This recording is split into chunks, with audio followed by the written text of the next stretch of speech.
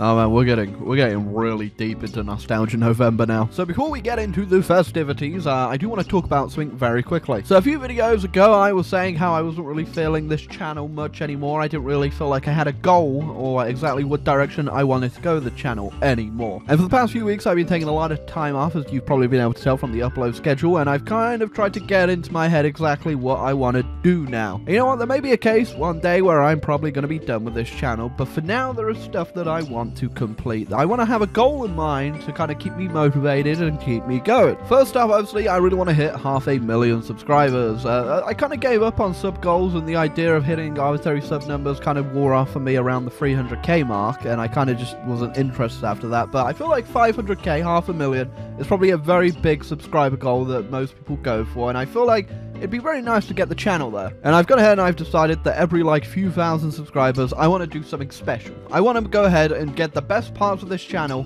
and reinvigorate them and better than ever for you guys. So at 495k subscribers, I will do Country Roulette. At 500k subscribers, I will try, and I mean try, I will attempt to go ahead and do a new grand campaign, because unfortunately all those mods and the tools are all kind of outdated. So I will try my best on that one, but it might just be a two-part mega campaign, like CK2 to E4 or something, or Vic2 to Hoi 4, because unfortunately, the E4 to Vic2 one doesn't really work that well. Now, I won't be mentioning these sub-goals ever again until we actually hit them, so it doesn't matter if we hit them, like, 2-3 months from now. That's what's going to happen on the channel, and that's what I'm going to keep in mind, and, you know, what the goals are going to be. Now, of course, we could hit those subscribe goals tomorrow, because, like, there's like, 30% of my audience isn't even subscribed, so technically, if you all just hit the sub button right now, I'd have to make like 15 videos, which I wouldn't mind. I feel like it'd keep me a lot motivated, but like I mentioned in the other video, I've been having a rough time with this channel, so I'm trying to keep it positive, trying to keep you guys entertained with stuff that you really want to watch, and if the channel ever did come to an end, I want to make sure it goes out on a goddamn bang. So yeah. Thank you very much, guys, for being patient with me through whatever this is at the moment. But I won't keep you anymore. Let's just get straight into the video. And I'm going to try and hopefully enjoy just making you some goddamn great content. So hit the sub button, hit the like button. The videos will come if we ever hit those numbers. Bye-bye. You know, I'm just now realizing the irony of doing a Where Are They Now video on the Great War mod. This mod has not changed in years. Also, I guess if you didn't know, the mod developer's actually making his own game now, which he has gone ahead and shamelessly put on the home screen, so I'd be interested to check that out when it comes around, I imagine. World War I, a fun time where everyone just sort of died in holes. Today's episode on the Great War, we'll be playing Brazil.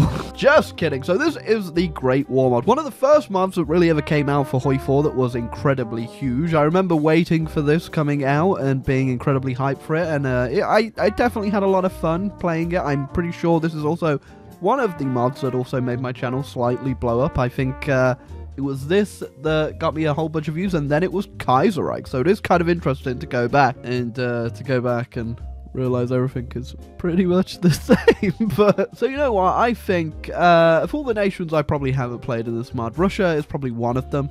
Probably because, you know, if you're into your Russian history around this time period, it didn't really go that well. And that is very much reflected in the mod, because if you do lose too much land in the war against the Germans and the Austrians, you do immediately flip to a communist civil war. So let's try not to do that. So one thing I was interested to actually check out was the naval stuff, because, oh yeah, they have not updated the naval stuff at all. So yeah, since Man the Guns, they haven't really done naval variants, although you can still edit your naval templates.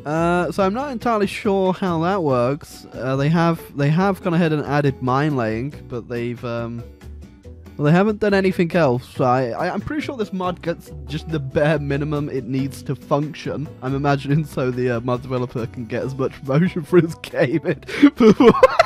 Just kidding, I'm sure the mod developer has no ill intentions, and he really loves the mod, I imagine. So yeah, today we're playing as Russia, one of the Entente members at the start, not including Britain, because, you know, big fat Edward, you know, He's living his life of decadence in Britain. Oh, what's that, he says? Those Continentals are gonna go to war again? I don't care. Wait a sec, they're invading Belgium? Hold on a sec. Oh, actually, hold on a double sec. Which one's Belgium? Now, I know there was also a World War I scenario in NC, which I was tempted to try out instead of this one, but, you know, this is the OG, and it is Nostalgia November, and we're looking back at all our old favourite mods, and, okay, I'm just gonna say it. It's not changed a lot. Oh, I just noticed something really fun. We start with 11 military factories. Yeah, I'm not too familiar with the famous Russian war economy, consisting of like 4 guys in their sheds producing the entirety of the Russian armaments. But you know what? Sure, I'll take your word for it. I also just realized that our infantry equipment we're producing is a machine gun, a Danish one at that, which was kind of triggering. And the poor old Mosin, you know. Every single one of the Russian frontline soldiers are all using Madsen machine guns, so, yeah, we don't need this anymore. We do actually start in the heat of the mobilization, though, because it is 1910. Tensions are already pretty high, although world tension is at 0%, which doesn't seem that realistic. And we do have, like, a metric crap ton of units. Although, not actually, because all of these units have, like, no divisions in them. I have 706k manpower in the field, which, yeah, when you have, how many divisions do we have? 157, you know, that's it's kind of triggering. Oh, yeah, we also have this little debuff right here. You did have a fun time in Japan, did you? Oh, we're actually in a big deficit of guns too, and I'm probably going to change up my units anyway, so we're just going to go ahead and, you know, start the Russian purge a bit early and just start shooting guys. So hindsight is 2020, obviously, and we do know where the Russians messed up IRL, and that is, well, pretty much everything. So we just kind of need to just do nothing that the Russians did. And hopefully, you know, if we don't get all our heads shot. Yep. Looking at you, Mr. Nikolai. Please don't get your head shot. Finally, Edward's died in the UK, and he has been replaced with my king. We've just gone ahead and just put him in there. Bit of Russian counterintelligence. No one so far has noticed that he doesn't speak English. You're Russian. He only seems to lick a German, really. Look at that. The Russians interfering in geopolitical affairs since 1910. Okay, for our first focuses, I'm not entirely sure that either of these really matters. It's just a choice between 100 army XP or a land guy and a land doctrine. And I kind of want to get that land experience straight away, because I'm not too happy with this division template, really. Oh, those pesky Japanese are at it again. please don't blow up my fleet again. Don't worry, guys. I just solved everything. Okay, screw it. We're tripling, we're quadrupling down on this one right now. Oh man, you know, like at the start of the anime, and you like see a character, and you don't know he's gonna be a villain later on in the animes. Well, uh-oh. That's good. It's nice to see they'll adjust in Trudell in the mod too. This is how we can tell how exactly, like, developed this mod is, if they still have that terrible image for Newsy. I just realized, no one, if you click on Argentina. Why does that look like something someone would, like, see in there? Like, they made some toast, and this is the outline that they found in it. Oh my god, Manuel Quintana was in my slice of bread this morning, everyone. It's a sign. Okay, we're going fascist. Oh, in a second. Why do my horse-drawn vehicles require rubber?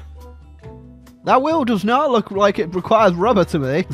What am I doing to that poor horse? You know, so for my Russian strat so far, I've banned communism, I banned democracy, and there's this new thing called fascism on the rise. But don't worry, it's not evil. It's completely fine. I may shoot this guy. I'm 100% going to shoot this guy, though, so it might be a little bit evil. And we're just doing the normal research stuff, you know, nothing crazy. We're not planning anything evil. Just.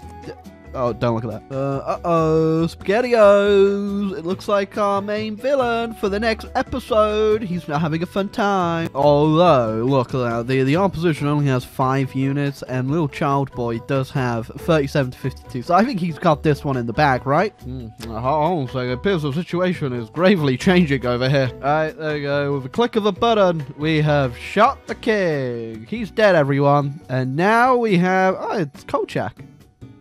What are you doing here?